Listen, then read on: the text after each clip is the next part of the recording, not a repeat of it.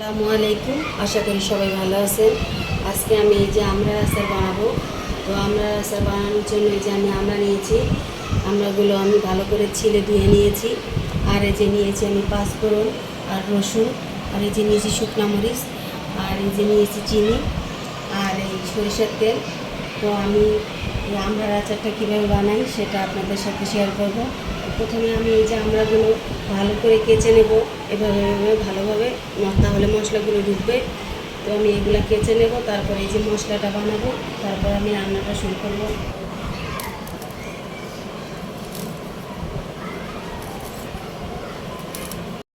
এই যে আমার আমড়াগুলি কেচে নিয়েছি।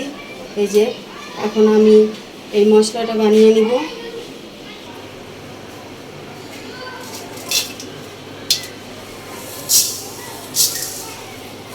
এখন আমি মশলাটা ভেজে নেব। এই যে আমার মশলাটা ভাজা হয়ে গেছে, এখন আমি এটা উঠিয়ে নেব।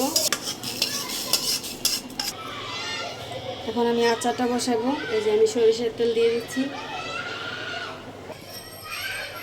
এই যে রসুনগুলি আমি একটু ছেঁচে নিয়েছি, আদা ছেঁচা করে, এগুলো দিয়ে দিব।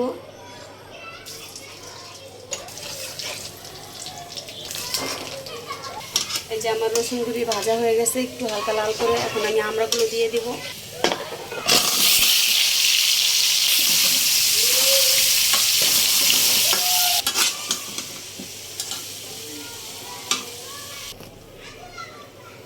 এখন আমি দিয়ে দিব লবণ, আর দিয়ে দিব চিনি।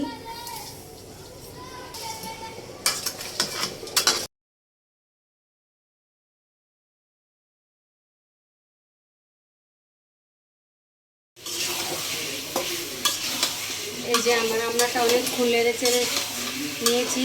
আমার আমড়াটা সেদ্ধ হয়ে গেছে। আমার আমড়াটা এমনিতেই পাকা ছিল।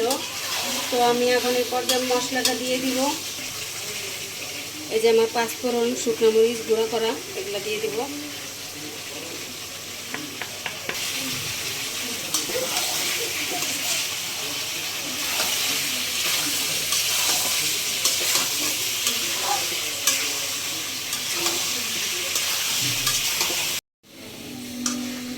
এই যে আমার আচারটা হয়ে গেছে। তো আমি বেশি তেল দিইনি, অল্পই দিয়েছি। আপনারা যদি রেখে দিতে চান তাহলে আরও একটু বেশি করে তেল দিয়ে নেবেন। এখন আমি আচারটা বাটিতে ঢেলে নেব।